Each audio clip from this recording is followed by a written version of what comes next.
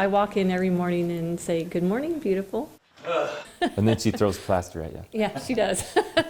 Okay, this is another one of the bedrooms. It takes a special eye to see the beauty in this 130-year-old mansion, the potential behind the peeling plaster, and richness behind the ruin. You got to do some of that, the dirty work to get to the beautiful part.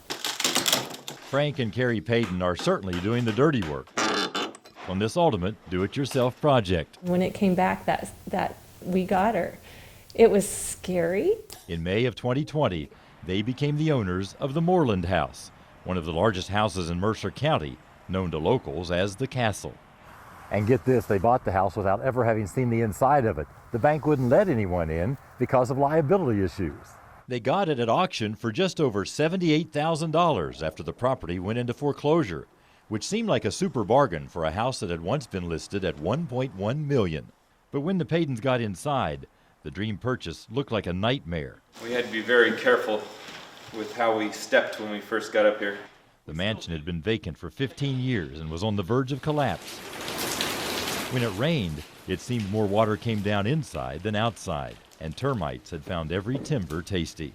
We're going to save it so we don't allow it to be taken down. That's what we were worried about, mostly.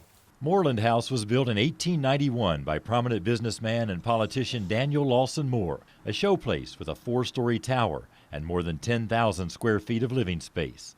A lot of people wanted to save it, but only the Paytons decided it wasn't too far gone. Every single day, I think we find something new that we're like, oh, that's interesting. Yeah.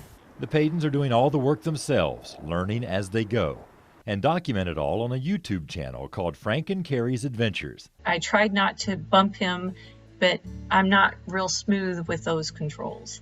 The really impressive stuff is down the road, things such as uncovering the large stained glass window, restoring fireplaces, and polishing the woodwork.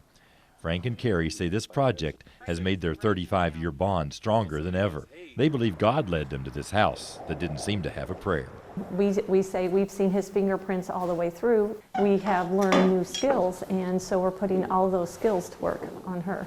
It may take several years, but things are certainly looking up for a mansion that was falling down.